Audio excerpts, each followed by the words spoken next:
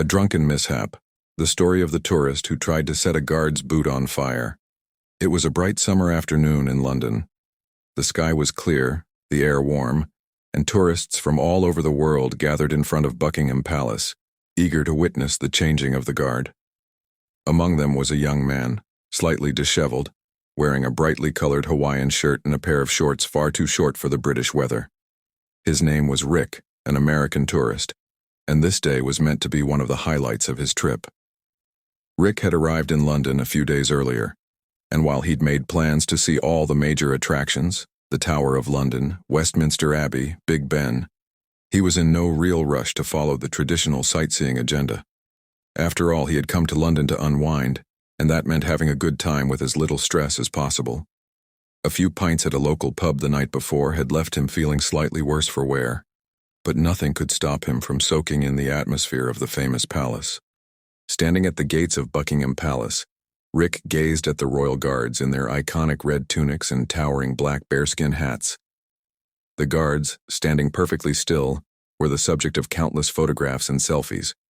To Rick, they were statuesque, part of the spectacle, almost like props in a living museum.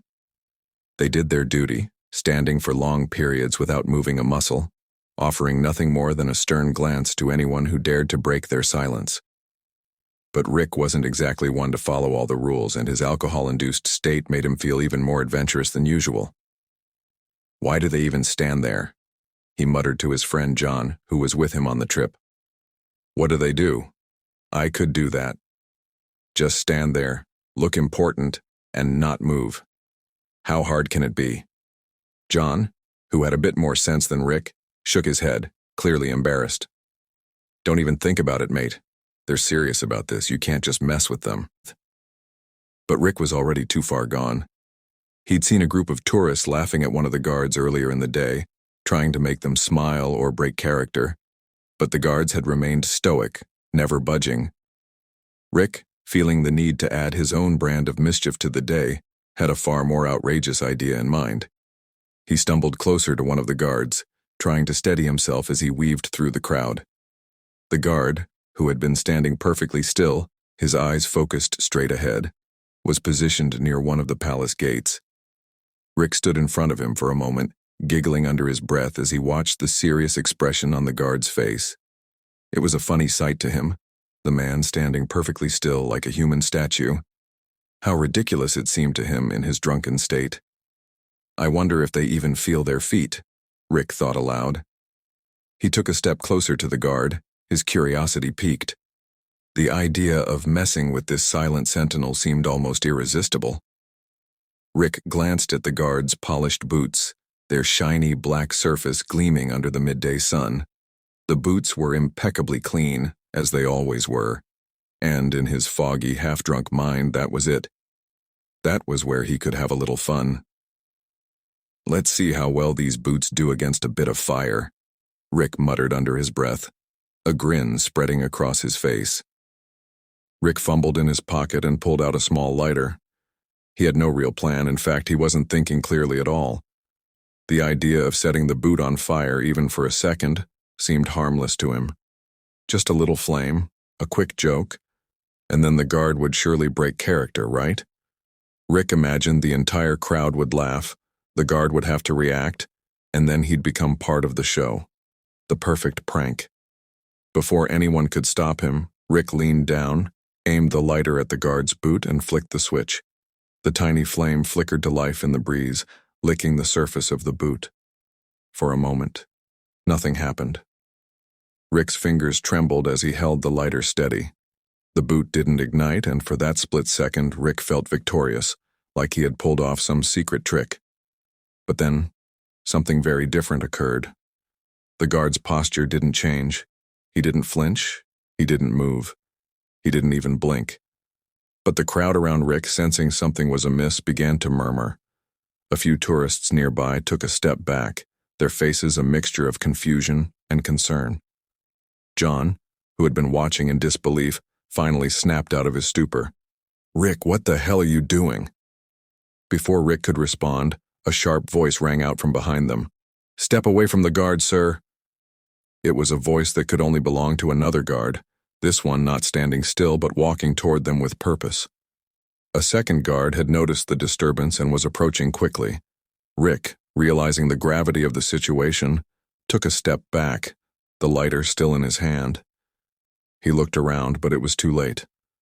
The crowd had grown tense, and several people were now filming the entire incident.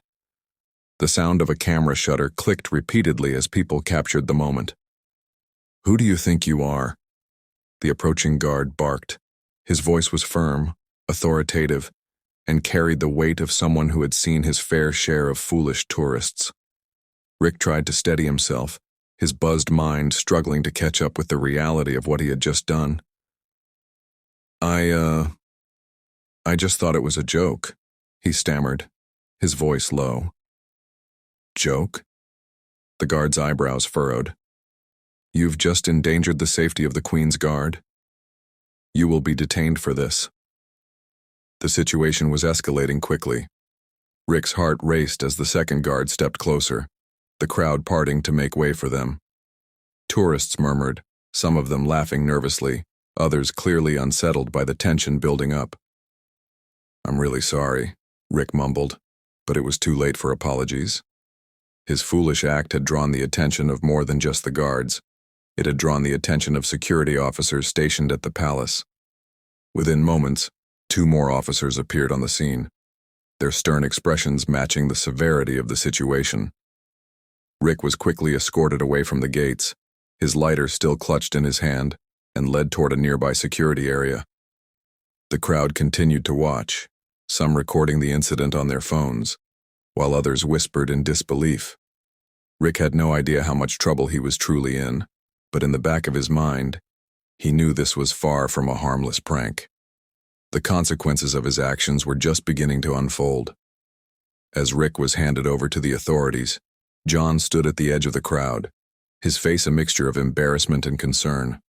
He had no idea how to explain this to their families back home. Rick had gone from a slightly tipsy tourist to a full-fledged international spectacle. The story of the drunken tourist who tried to set fire to a Royal Guard's boot spread quickly. News outlets picked it up, and videos of the incident flooded social media. Rick's face, caught in a moment of panic and confusion, became an overnight sensation. Memes circulated, with captions like, "When you try to prank a guard but the Queen's security team isn't having it," and "When you think you're a comedian but end up in handcuffs." In the days that followed, the incident became a symbol of what not to do when visiting historic landmarks. The Royal Guard, stoic as always, remained unmoved by the entire affair. For them, it was just another bizarre moment in their long-standing history of guarding the palace. But for Rick, it was a lesson learned the hard way. He never quite recovered from the shame of being the guy who tried to set a Royal Guard's boot on fire.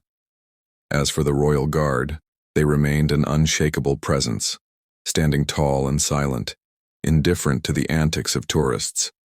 They had seen it all, and Rick's foolishness was just another story added to their long list of peculiar encounters.